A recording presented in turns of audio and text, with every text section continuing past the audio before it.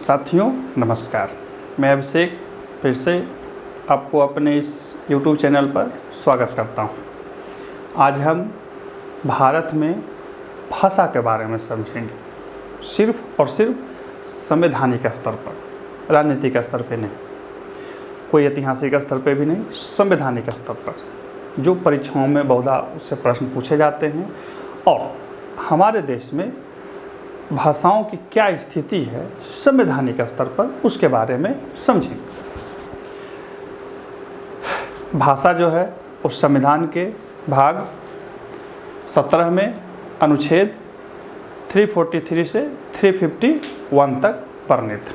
आपसे प्रश्न पूछा जा सकता है परीक्षाओं में कि भाषा किस भाग में है और किस अनुच्छेद से किस अनुच्छेद तक। इसमें हम ये भी समझेंगे कि हमारे देश में जो संवैधानिक स्तर पर भाषा को रखा गया है, किन किन वर्गों में रखा गया है, किन किन वर्गों को उसमें कुछ रियायत दी गई है और किस प्रकार से एक इतने बड़े देश में सभी भाषाओं को मिला जुला कर एक उचित सम्मान दिया गया। तो सबसे पहले ये समझिए कि आखिर भाषा होती क्या है, भाषा बोली से अलग कैसे होती है और जो भाषाएं हैं उसमें विविधता क्यों होती है, इसके बारे में थोड़ा सा समझ लेंगे। दूसरा ये समझेंगे कि जब संविधान निर्माण हो रहा था तो उस समय भाषाओं को लेकर क्या समस्या थी कि आखिर इतने दिनों के बाद भी हमारे देश की कोई अधिकृत राजभाषा नहीं है, ठीक है। और ये भी समझेंगे कि जब भाषाएं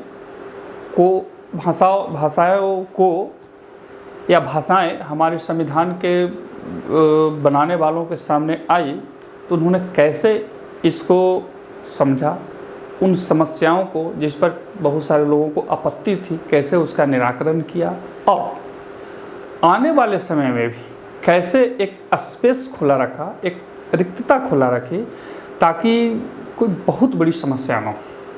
देखिए, इस परिप्रेक्ष्य में एक बात आपको कहूँगा कि भाषा जो होती है मनुष्य की भावनाओं से जुड़ी होती है। वो धर्म, जात इत्यादि से परे होती है। एक उदाहरण के रूप में समझिए, अपने देश से बढ़कर पाकिस्तान बना, एक पूर्वी पाकिस्तान और एक पश्चिमी पाकिस्तान। पश्चिमी पाकिस्तान जो अभी पाकिस्तान के रूप में है उसकी अपनी कोई बोली भाषा नहीं थी। उन्होंने उर्दू को भाषा बनाया, जबकि उर्दू की उत्पत्ति भारत में हुई थी। अब बंगाली यानी पूर्वी पाकिस्तान बहुत बड़ा जनसमुदाय था और उनकी जो भाषा थी, अर्थात जो बंगला समूह के जो लोग थे, बंगाली भाषा जो बोलते थे, उनकी भाषा उर्दू से ज़्यादा पुरानी थी। उनका लिटरेचर बहुत बड़ा था, हालांकि उर्दू कम नहीं थी लेकिन उनका उससे कम नहीं था। बंगाली भाषा के जो लेखक थे, विद्वान थे, पूरी दुनिया में पूजनीय थे। रविन्द्रनाथ टैगोर को तो नोबेल पुरस्कार तक मिल चुका था। काजी नजरुल इस्लाम जैसे बहुत बड़े कवि थे जो पूरी दुनिया में ख्याति प्राप्त करते थे। तो वहाँ के शासकों ने इसको एक जातीय दंभ के रूप में लिया।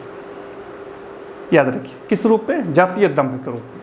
उन्होंने क्या किया कि उर्दू को सब पर थोप दिया। अब देखिए, उनके यहाँ स्थिति भी हमारी ही तरह थी, चूँकि वो हमसे ही बटे थे तो स्थिति भी हमारी ही तरह थी। पाकिस्तान में एक बहुत बड़ा इलाका जो है वो पंजाबी बोलता है, बहुत बड़ा इलाका पंजाबी बोलता है, बहुत बड़ा इलाका सिंधी भाषा बोलता है, बहुत बड़ा इलाका पख्तून भाषा बोलता है, पश्तो जिसको बोलते हैं। एक बड़ा इलाका बंगला बोलता था। भाषा क्या रखा गया? उर्दू आयातित करके। स्थिति ये हुई कि लोगों की राजनीतिक चेतना के अंतर्गत ये चीज़ फिट नहीं बैठ पाया और लोगों ने उसके लिए आंदोलन किया। विश्व भाषा दिवस कब मनाया जाता है, क्या है, कैसे है, आप पढ़ सकते हैं, आगे देख सकते हैं। और भाषा के लिए बहुत बड़ा आंदोलन चला, लोग सेक्रीफाइस हुए। खैर ये अलग कहानी है। आपको समझने के लिए बताया कि भाषा कैसे एक देश को तोड़ने में, जन समुदाय को बांटने में भी भूमिका निभा सकते हैं। जबकि महज 30 साल पहले वही पूरी जन समुदाय धर्म के नाम पर एक देश बना रहे थे, लेकिन जैसे ही भाषा की बात आई देश टूट गया। कहने का मतलब है कि भाषा जो होती है पीढ़ियों से हमारी भावनाओं से जुड़ी होती है। और कुछ उदाहरण से समझ सकते हैं, जैसे दो जन समुदाय, मान लिया कि कोई बंगाली, कोई तमिल, कोई बिहारी, कोई उड़िया, कोई भी कहीं विदेश में रहते हो, तो वहाँ वो उस अपनी ही वहाँ की ऑफिशियल लैंग्वेज बात करते हैं। लेकिन जब अपने लोग मिल जाते हैं तो हिंदी में बात करेंगे, उड़िया में बात करेंगे, बंगाली में बात करेंगे। क्यों करते हैं? क्योंकि इसको अपना तो महसूस करते हैं, इसमें भावनाएं जुड़ी होती है। तो भाषा जो है ये राजनीतिक रूप से बहुत ही सेंसिटिव चीज़ होती है। यदि एक कुशल राजनीति का वो क्या कह सकते हैं, कुशल राजनीतिक ज्ञान का परिचय नहीं दिया जाए तो समस्याएं उत्पन्न हो जाती हैं। अब भारत जब आज़ाद हुआ तो देश में भाषाओं को लेकर बहुत बड़ी समस्या हो रही थी, क्योंकि भारत बहुभाषी देश था। आपको पता होना चाहिए कि अपने देश में लगभग 1600 से ऊपर भाषाएं बोली जाती हैं। 1600 से ऊपर, उनमें से 65 ऐसी भाषाएं हैं जो विदेशी फॉरेन भाषा हैं। हालांकि भारत में बोली जा रही हैं, बहुत बड़ा जन समुदाय बोलता है, कोई दिक्कत नहीं। कुछ भाषाएं ऐसी हैं जो बहुत पुरानी, बहुत छोटे छोटे जन समुदाय के द्वारा बोले जाते हैं। कुछ भाषाएं हैं जो बहुत बड़े व्यापक स्तर पर बोले जाते हैं, जैसे हिंदी जो है वो 50% भारतीयों के द्वारा बोली, लिखी और समझी जाती है। तो जब संविधान बन रहा था उस समय भी यही स्थिति थी, औसतन थोड़ा बहुत आगे पीछे हो सकती है। तो उनके पास एक बहुत बड़ी समस्या थी कि इसको कैसे करें। इसके अलावा दक्षिण भारत जो था वहाँ बहुत सारी ऐसी भाषाएं, जैसे तमिल, तेलुगु, बहुत उन्नत भाषाएं थी, मलयालम, कन्नड़। फिर हिंदी पट्टी में भी आइए तो हिंदी पट्टी में ऐसी भाषाएं थी जैसे मैथिली, वो हिंदी से भी पुरानी भाषा थी, उसके अपने साहित्य थे। तो सबको समाहित करके एक रूपरेखा बनाया गया और माना गया कि हिंदी को राष्ट्रभाषा का दर्जा दिया जाए। लेकिन उसमें विवाद, ये कैसे हो सकता, वो कैसा, खैर वो विवाद राजनीतिक था, हमें उसका कोई मतलब नहीं है। हमें सिर्फ एक संवैधानिक स्थिति को समझना है। और इस कहानी इसलिए आपको बताए ताकि आपको इस समझ आ सके कि उस समय में भाषा को लेकर क्या समस्याएं हो सकती थी या हो रही थी, और क्या डर था। वो जो पाकिस्तान की कहानी बताए वो डर था। आपको पता है कि भाषा के आधार पर पहला राज्य बना, हालांकि बाद में वो राज्य भी टूट गया, 2 भागों में बटा प्रशासनिक दृष्टि से। लेकिन खैर वो राजनीति है, चलते रहेगी। हमें सिर्फ ये समझना है कि भाषा जो होती है वो कैसे एक राष्ट्र के निर्माण में, एक राष्ट्र के एकीकरण में भूमिका निभाती है और कैसे वो उसको तोड़ भी सकती है। तो हमने पिछले वीडियो में भी बताया और अभी भी बता रहा हूँ, आगे भी बताता रहूँगा कि लोकतांत्रिक विधि में एक नियम होता है, या लोकतांत्रिक विधि की एक उच्चता क्या होती है, मतलब उच्च क्वालिटी क्या होती है लोकतांत्रिकरण सिस्टम में, कि राजनीतिक जो होते हैं वो सारी चीज़ों को समझते हैं। फैसला देर से होता है लेकिन समझते हैं और उसका व्यवहारिक फैसला किया जाता है। ठीक है, थोड़ा पावर शेयरिंग होता है, थोड़ा झुकना पड़ता है, लेकिन ये एक देश के लिए बहुत ज़रूरी चीज़ होता है। जहाँ के भी राजनीतिक नहीं झुकते हैं, जहाँ तानाशाही होता है, वो दिक्कत होती है। तो आइए सबसे पहले समझते हैं कि भाषा क्या होती है, बोली क्या होती है, भाषाओं में भिन्नता क्या होती है, और हमारे देश में भाषाओं को राजनीतिक स्थिति में कहाँ रखा गया। तो सबसे पहले समझिए कि हम अपनी भावनाओं का, मनुष्य अपनी भावनाओं जिन शब्दों, संकेतों, चित्रों के द्वारा प्रकट करता है उसे भाषा बोला जाता है। ठीक, भाषा का छोटा रूप अर्थात भाषा बड़े क्षेत्रों में बोली जाती है और छोटे छोटे क्षेत्रों में जो बोली जाती हैं वो बोली कहा जाता है। थोड़ी बहुत भिन्नता होती है लेकिन वो बोली कहा जाता है। और भाषा लिखने में, भाषाओं को लिखने में जो डायरेक्शन हम यूज करते हैं उसे लिपि बोला जाता है। कोई बाएं से दाएं होती है, कोई दाएं से बाएं होती है, कुछ लिपियाँ ऊपर से भी नीचे होती हैं। तो ये है हमारी भाषा, बोली और लिपि। अब देखिए भाषाओं में भिन्नता क्यों होती है। कभी कभी मन में विचार आ सकता है कि भाई सब उर्दू क्यों नहीं बोलता है, सब हिंदी ही क्यों नहीं बोलते हैं, सब बांग्ला ही क्यों नहीं बोलते हैं। तो भाषाओं में जो भिन्नता होती है वो सांस्कृतिक भौगोलिक स्थिति के कारण होती है। समझ रहे हैं, किसके कारण? सांस्कृतिक भौगोलिक स्थिति के कारण भाषाओं में भिन्नता उत्पन्न होती है। और भारत जैसे देश में भाषा जो है हर 3-4 किलोमीटर के बाद चेंज हो जाती है। हालांकि वो बोली के रूप में चेंज होती है, लेकिन धीरे धीरे चेंज हो जाएगी। तो अब आइए समझते हैं उसको संवैधानिक स्थिति से। तो जब संविधान बन रहा था तो मोटा मोटी याद रखिए कि आधी आबादी वो हिंदी बोलती थी और आधी आबादी नन हिंदी की थी। एक विचार आया कि हिंदी को राष्ट्रभाषा दिया जाए, लेकिन ऐसी राजनीतिक एकता नहीं बन पाई। फलस्वरूप हिंदी को राष्ट्रभाषा का दर्जा नहीं दिया गया, उसे राजभाषा माना गया। और प्रयास ये किया गया कि या बताया गया कि भाई धीरे धीरे हम ऐसा प्रयास करेंगे कि हिंदी एक सर्वमान्य भाषा बन जाए। हालांकि उसमें आज तक अड़चने हैं और आगे देखिए कहाँ तक होती है, लेकिन इन सब के बावजूद आज हिंदी वैश्विक भाषा बन चुकी है।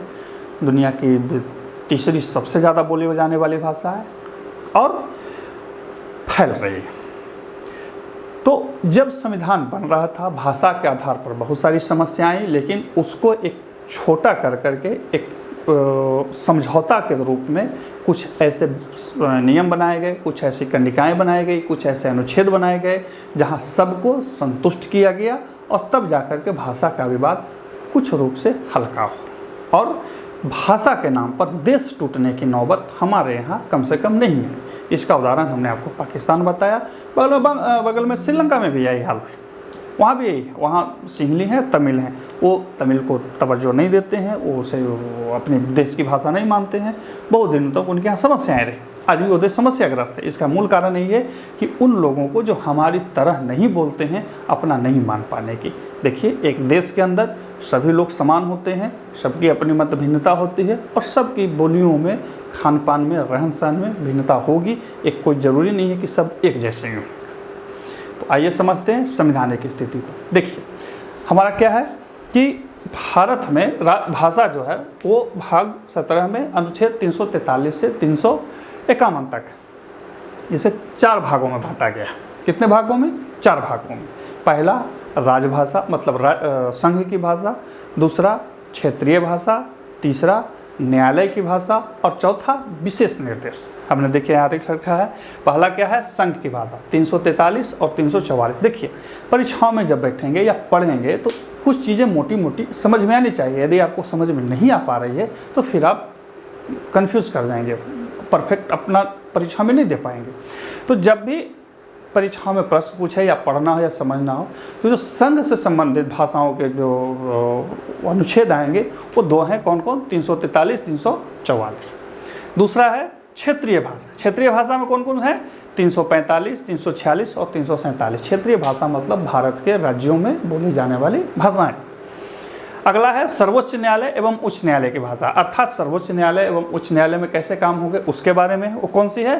348 और 349। इसको ऐसे समझिए कि मान लिया कि आपसे पूछ रहा है, प्रश्न पूछा जा रहा है कि निम्न में से अंग्रेजी भाषा, हिंदी भाषा, उर्दू कोई भी भाषा सर्वोच्च न्यायालय में या उच्च न्यायालय में बोली जाती है। राज्यपाल किस अनुच्छेद के तहत उच्च न्यायालय में भाषाओं के बारे में निर्णय ले सकते हैं, निर्णय दे सकते हैं या ये कह सकते हैं कि अमुक भाषा फला उच्च न्यायालय में बोली जाएगी।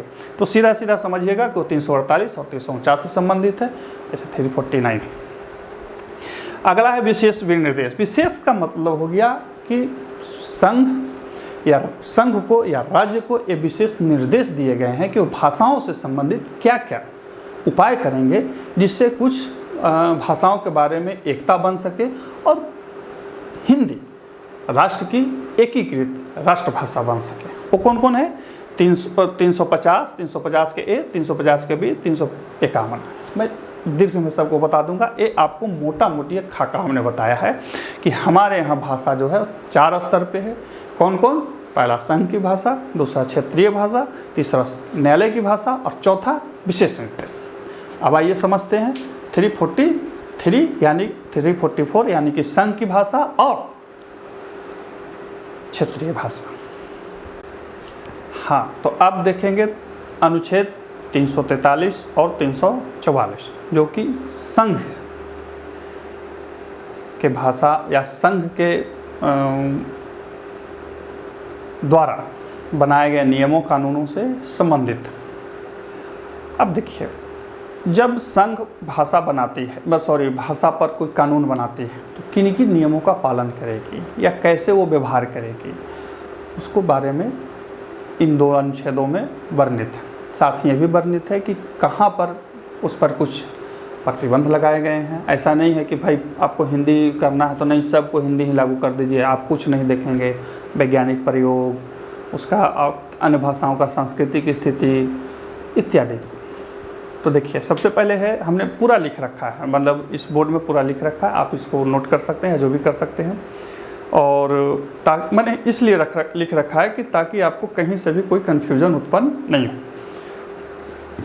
देखिए 343 का 1 क्या कहता है कि देवनागरी लिपि वाली हिंदी संघ की भाषा होगी तथा अंकों का रूप अंतर्राष्ट्रीय होगा। अब देखिए, देवनागरी लिपि वाली हिंदी साफ साफ लिखा हुआ है, देवनागरी हिंदी जो है देवनागरी लिपि में लिखी जाती है। देवनागरी लिपि वाली हिंदी जो है वो संघ की भाषा, राजभाषा होगी और अंकों का रूप अंतर्राष्ट्रीय होगा। अब सब आपके मन में सवाल आ सकता है कि भाई अंकों का रूप अंतर्राष्ट्रीय क्या होता है, देसी क्या होता है।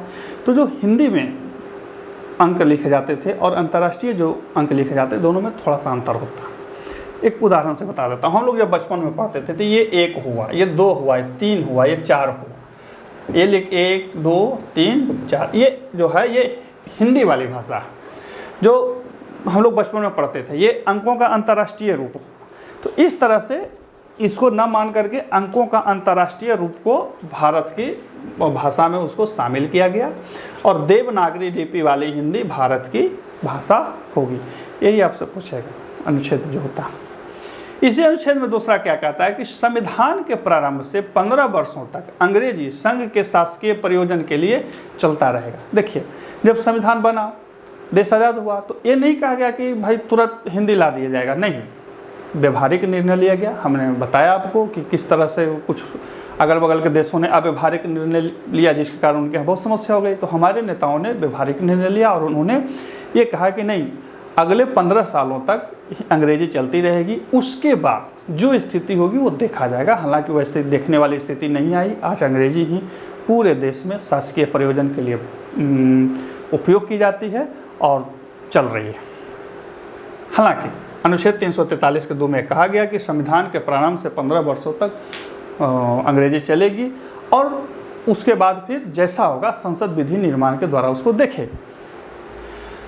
तीसरा कहता है, हाँ, 15 वर्ष बाद भी संसद विधि द्वारा अंग्रेजी का प्रयोग कर सकता है और जो बनाया जाए। मतलब 15 वर्षों के बाद एक लूप होल छोड़ा गया कि भाई अंग्रेजी ही चलेगी और यदि नहीं चलेगी तो जो संसद बना, संसद हमारे यहाँ सर्वशक्तिशाली संस्था है और वो ऐसा कर सकती है। हमारे जो राजनीतिक थे वो उस भाषा के आधार पे ये नहीं चाहते थे कि देश में राजनीतिक बबेड़ा खड़ा हो जाए। हालांकि अनुच्छेद 29 के तहत भाषा के प्रति लगाव को देखते हुए भाषा के लिए आंदोलन चलाने को अनुमति दी गई है। भाषा के लिए कोई आंदोलन चल सकता है, कोई राजनीतिक पार्टी या कोई राजनीतिक समूह भाषाओं के लिए वचन दे सकते हैं। भाषाओं के लिए अपने राजनीतिक मेलों में या जो चुनाव प्रचार या किसी का भी प्रचार होता है उसमें अपने भाषा के बारे में वो प्रचार कर सकते हैं, भाषा के बारे में बोल सकते हैं, कोई रोक नहीं है। लेकिन हमारे यहाँ अभी भी अंग्रेजी ही चल रही है और देखिए कब तक चलते रहती है। तो हमने 343 देखा, देवनागरी लिपि वाली हिंदी संघ की भाषा होगी, अंकों का रूप अंतर्राष्ट्रीय होगा। दूसरा कहता है संविधान के प्रारंभ से 15 वर्षों तक अंग्रेजी संघ के शासकीय प्रयोजन के लिए चलती रहेगी, उसमें कहीं कोई दिक्कत नहीं होगी और आगे जो भी समझे। तीसरा कहता है कि 15 वर्षों बाद भी विधि द्वारा अंग्रेजी ही चलेगी और यदि संसद कोई कानून बनाती है तो चलेगी। अब देखिए 344 थोड़ा समझना है। 344 क्या कहता है, लिख रखा है, आप देख सकते हैं आराम से। राष्ट्रपति संविधान के प्रारंभ से 5 वर्ष की समाप्ति पर और ऐसे प्रारंभ के 15 वर्षों पर एक आयोग गठित करेगा। क्या गठित करेगा? आयोग गठित करेगा। किस चीज़ के लिए? भाषा के लिए। उसमें एक अध्यक्ष होंगे और सदस्य होंगे। और सदस्य कहाँ से होंगे? जो संविधान के 8वीं अनुसूची में जो वर्णित भाषाएं हैं, 22 भाषाएं अभी वर्तमान में हैं, उसमें से वो सदस्य चुने जाएंगे। याद रखिए, अध्यक्ष होंगे और जो सदस्य कहाँ से चुने जाएंगे, वो जो भाषाएं हैं हमारी अनुसूची में उनमें से उनको लाया जाएगा। समझ रहे हैं बात को? जो आयोग गठित होगी वो एक अध्यक्ष होंगे और सदस्य जो होंगे वो अनुच्छेद कह रहे हैं, संविधान के जो भाषाओं संबंधित अनुसूची है 8, उसी में जो भी भाषा वर्णित है 22, 22, 35, 40, 5, 7 जो भी, हालांकि अभी 22 है, उसी में से वो सदस्य आएंगे और वो सदस्य जो हैं वो देखेंगे कि भाई हिंदी भाषा का कहाँ तक विस्तार हुआ है, क्या हुआ है, इसमें और क्या उपाय करना है, या भाषा संबंधित हमारे यहाँ क्या समस्याएं हो रही है, क्या क्या हो सकती हैं, ये देखेंगे। और वो जो कमेटी है, माने वो जो समिति है या वो जो आयोग बैठा, सॉरी समिति गलती बोल दिया मैंने, आयोग, जो आयोग बैठा है वो अपना जो प्रतिवेदन है वो जब देंगे, रखेंगे, तो एक समिति होती है 30 सदस्यों की। कितने सदस्यों की? 30 सदस्यों की। ये 30 सदस्यों की जो समिति होती है वो उसको देखती है कि क्या ये सही है या गलत है, या इसमें क्या क्या सुझाव हो सकते हैं, और वो जो सुझाव होता है वो फिर लोगों को मतलब राष्ट्रपति के समक्ष या आयोग के समक्ष या जो भी वैधानिक प्रमुख होते हैं उनके समक्ष रखा जाता है और वहाँ देखा जाता है कि हाँ ये सही है, हाँ ये गलत है। तो वो जो आयोग होती है उसमें 30 सदस्य होते हैं। समिति में 30 सदस्य होते हैं और उसमें 20 लोकसभा से और राज्यसभा से 10 सदस्य होते हैं। अर्थात राष्ट्रपति जो भी आयोग गठित करेंगे उसको प्रतिवेदन को देखने के लिए जो संसदीय समिति बनाई जाती है वो उसमें 20 लोकसभा से और 10 राज्यसभा से होते हैं और ये सब मिलकर के देखते हैं। यहाँ याद रखिएगा कि वो जो आयोग बनेगा, जो भी आयोग बनेगा वो इन चीज़ों को ध्यान रखेगा कि हम हिंदी भाषा बढ़ाने के लिए जो हम उपाय कर रहे हैं उसमें कहीं ये तो नहीं कि वैज्ञानिक शोध संबंधित जो चीज़ें हैं वो प्रभावित हो रही हैं, मतलब कि वैज्ञानिक उपकरण, शोध इत्यादि अंग्रेजी में हो रहे हैं या कुछ शब्द उसमें लैटिन रहते हैं, भाषा रहते हैं, तो ऐसा नहीं कि हम उसको हिंदी कर दें और बाद में छात्रों को पढ़ने में बहुत समस्या होने लगी, तो वो ऐसा देखेंगे। इसके अलावा और भी बहुत सारी चीज़ें होती हैं जिसमें वो सारे विषय वस्तुओं का ध्यान रख करके ये प्रतिवेदन देंगे, जिसे संसदीय समिति देखेगी और उसके बाद उस पर निर्णय लिया जाएगा, राष्ट्रपति निर्णय लेंगे। हालांकि राष्ट्रपति किसी भी निर्णय को लेने के लिए, मानने के लिए स्वतंत्र है। याद रखिएगा, वो जो संसदीय समिति होती है उसमें 20 लोकसभा से और 10 राज्यसभा से होते हैं। अब देखिए क्षेत्रीय भाषा, हमने क्षेत्रीय भाषा समझा, संघ की भाषा समझा, क्षेत्रीय भाषा। क्षेत्रीय भाषा में 3 है, 346, 347, 348। देखिए इसको एकदम सीक्वेंस से समझ लीजिए। 346 कहता है कि राज्य विधानमंडल विधि द्वारा किसी भाषा को अंगीकार कर सकता है। देखिए मतलब हर राज्य, भारत के जितने भी राज्य हैं वो अपने यहाँ प्रयोग करने के लिए कोई भी भाषा का चुनाव कर सकते हैं, किसी भी भाषा को वो चुनाव कर सकते हैं, वो स्वतंत्र है। और वो जो भाषा चुनाव करेंगे वो 8वीं अनुसूची में वर्णित किसी भी भाषा से अलग हो सकती है। बात समझ रहे हैं? मान लिया कि कहीं की भाषा जैसे कश्मीर की जो भाषा है कश्मीरी, डोगरी, उसको न यूज़ करके वो वहाँ के जो शासकीय प्रयोजन है उसके लिए उर्दू प्रयोग होता है, कर सकते हैं, कोई दिक्कत नहीं है। राजस्थान में राजस्थानी बोली जाती है लेकिन वो हिंदी प्रयोग करते हैं। गुजरात में गुजराती और हिंदी दोनों प्रयोग किया जाता है, तो ये कर सकते हैं, कोई दिक्कत नहीं है। अर्थात राज्य विधानमंडल अपने यहाँ शासकीय प्रयोजन के लिए किसी भी भाषा को अपनाने के लिए स्वतंत्र है और ये स्वतंत्रता कहाँ वर्णित है? 346 में। अगला है 347। 347 कहता है कि जो भाषा संघ प्रयोग करेगा वही भाषा संघ और राज्य के बीच पत्रादि की भाषा होगी। बस समझ रहे हैं? अर्थात संघ और राज्य के बीच जो पत्रादि की भाषा होगी वही होगी जो संघ यूज़ कर रहा है। संघ हिंदी यूज़ कर रहा है तो हिंदी ही होगा, उर्दू यूज़ कर रहा है उर्दू ही होगी। अर्थात संघ और राज्य के बीच में जो भी शासकीय प्रयोजन के लिए भाषा होगी वो संघ की भाषा होगी, राज्य की भाषा नहीं। अभी हमने क्या पढ़ा?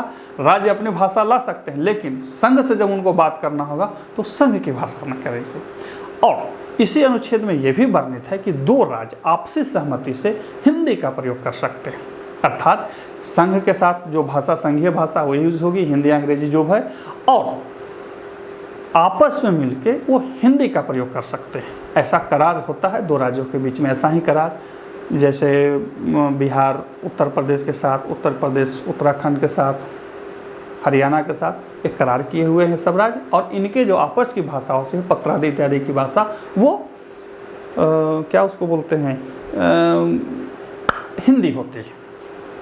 अगला क्या है 348 कहता है कि राष्ट्रपति के समाधान पर, राष्ट्रपति के, देखिए मैंने लिख दिया, आपको कहीं भी कन्फ्यूजन नहीं होना चाहिए। राष्ट्रपति के समाधान पर किसी राज्य की पर्याप्त जनसंख्या की भाषा को राज्य की शासकीय भाषा के रूप में मान्यता दे सकते हैं।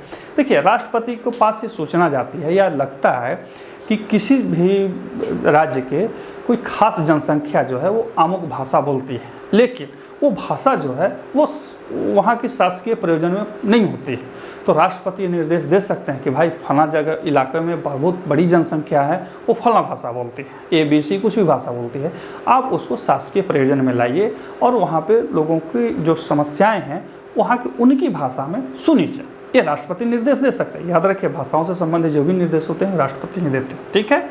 आप आगे समझते हैं किसका, न्यायालय की भाषा, किसकी, न्यायालय की भाषा और विशेष निर्देश। अब समझते हैं 348, 349, 350, 350A, B और 351। तो सबसे पहले देखिए 348 कहता है कि जब तक संघ उपबंध न करे न्यायालय की कार्रवाई अंग्रेजी में होगी, अर्थात जब तक संघ कोई नियम न बना दे कि फला भाषा यूज होगी, प्रयोग होगी, तब तक जो न्यायालय की भाषा, न्यायालय मतलब उच्च न्यायालय, सर्वोच्च न्यायालय की भाषा जो होगी अंग्रेजी में होगी, और ये तब तक चलती रहेगी जब तक संसद कोई नई भाषा उपबंधित न करे। एक ऐसी घटना हुई थी कि सुप्रीम कोर्ट ने एक आवेदन को इसलिए स्वीकार नहीं किया कि वो अंग्रेजी में नहीं थी। आप किताबों में पढ़ सकते हैं और गूगल भी कर सकते हैं, लेकिन एक मोटा मोटी आपको इसलिए बता दिया ताकि ये समझ सकें कि उच्च न्यायालय और सर्वोच्च न्यायालय की जो कार्रवाई होगी वो अंग्रेजी में होगी। हालांकि उच्च न्यायालय के लिए कुछ विशेष उपबंध किए गए हैं जो आगे हम समझेंगे। याद रखिए कि न्यायालय की जो भाषा होगी वो अंग्रेजी होगी, सीधा सीधा है, न्यायालय की जो भाषा होगी अंग्रेजी होगी, और ये तब तक चलेगी जब तक संघ कोई नई भाषा उपबंधित न कर। दूसरा इसी में कहता है कि राज्यपाल किसी राज्य के उच्च न्यायालय के लिए राष्ट्रपति की अनुमति से उस राज्य की शासकीय भाषा को उच्च न्यायालय के लिए उपबंधित कर सकते हैं। कि अनुमति, यहाँ पे अनुमति में लिख दे रहा हूँ, थोड़ा मेरी राइटिंग खराब है, कोई दिक्कत नहीं है, लिखिए 348 है ना, 348 का दो क्या कह रहा है, दो कह रहा है कि राज्यपाल किसी राज्य के शासकीय प्रयोजन के लिए होने वाली भाषा को उस उच्च न्यायालय के लिए उपबंधित कर सकते हैं। अर्थात बिहार में हिंदी चलती है तो बिहार उच्च न्यायालय में जो पटना उच्च न्यायालय है वहाँ हिंदी में कार्रवाई हो सकती है। ऐसा राज्यपाल कर सकते हैं, किसकी अनुमति से, राष्ट्रपति की पूर्वानुमति से, बिना राष्ट्रपति की अनुमति से नहीं, और राज्यपाल कर सकते हैं। और उसमें एक चीज़ और ध्यान रखना है कि ये कार्रवाई तो होगी हिंदी में, लेकिन उसके जो निर्णय हैं, डिक्री हैं, आदेश हैं, वो अंग्रेजी में होंगे। अर्थात उसके निर्णय, डिक्री, आदेश कभी भी हिंदी में नहीं होंगे। किसके, उच्च न्यायालय के। कब, जब वो क्षेत्रीय भाषा के साथ में काम कर रहा।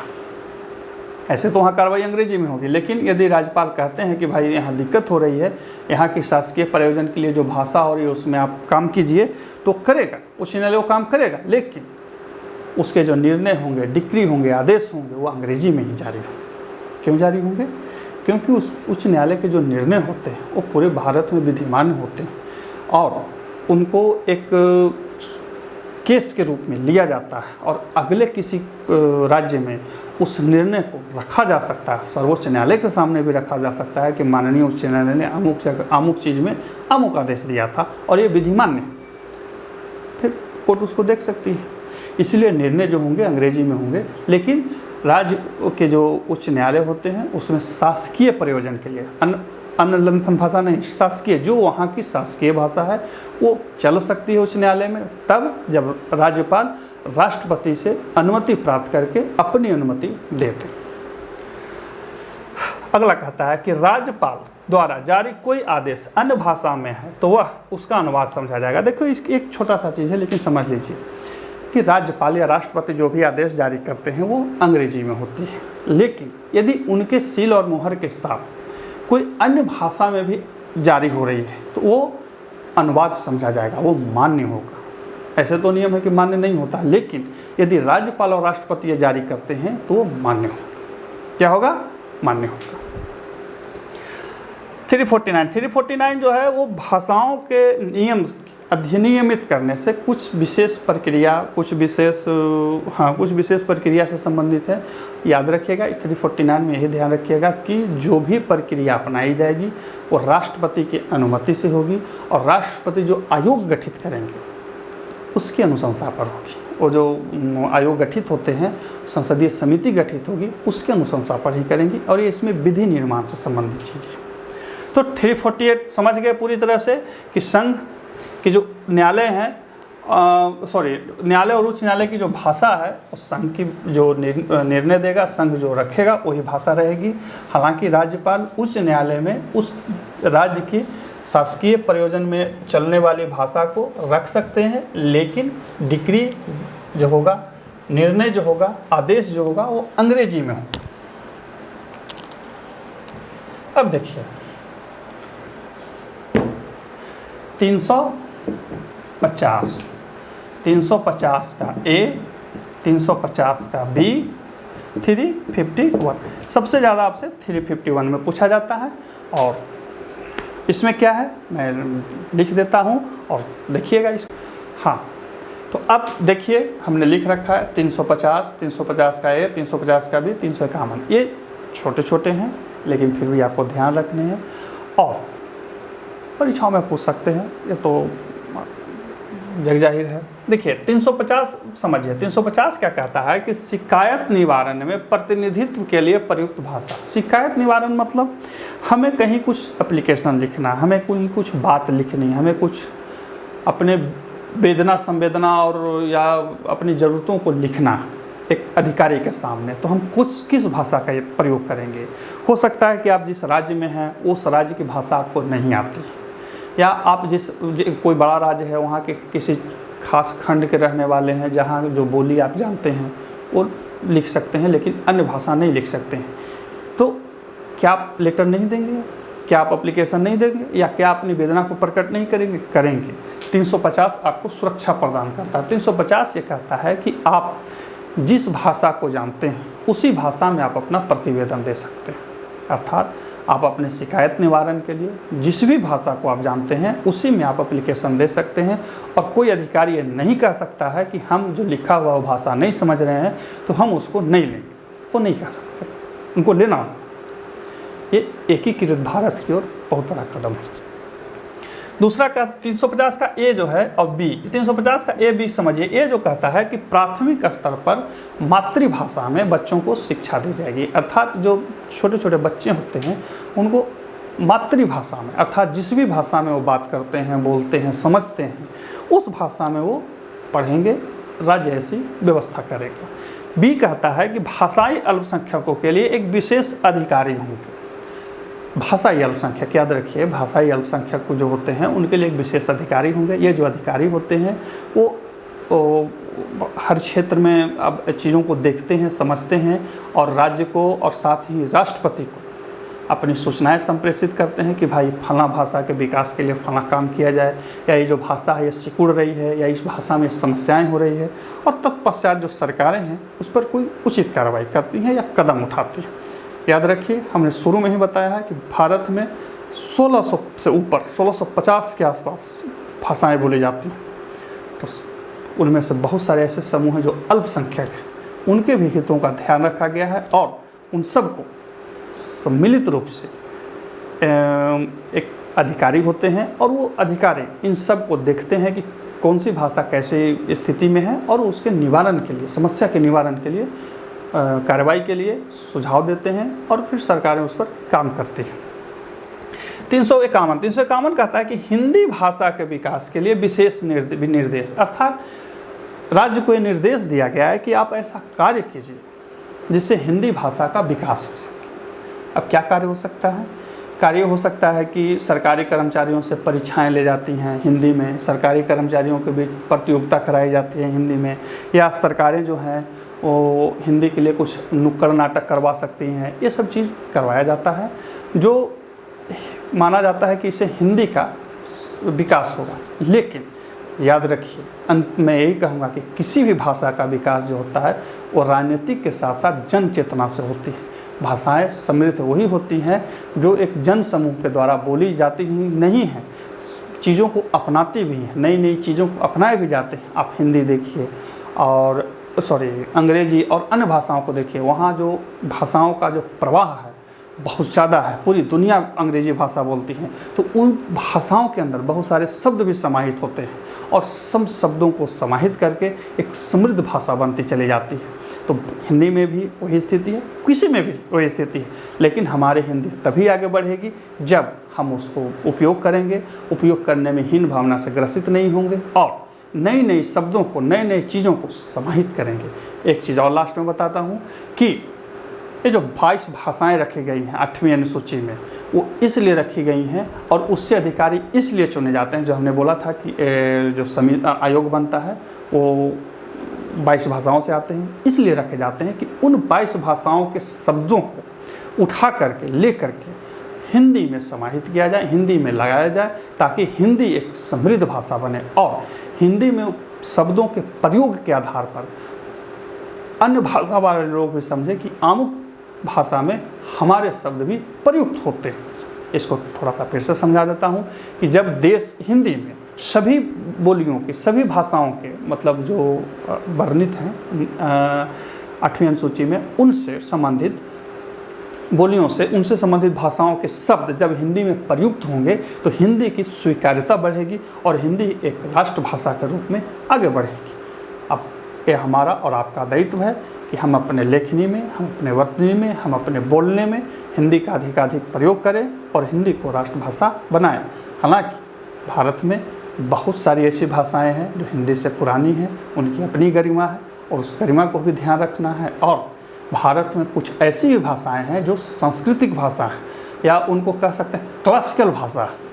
अब वो क्या है वो अगले बार बताएंगे। तब तक के लिए नमस्कार।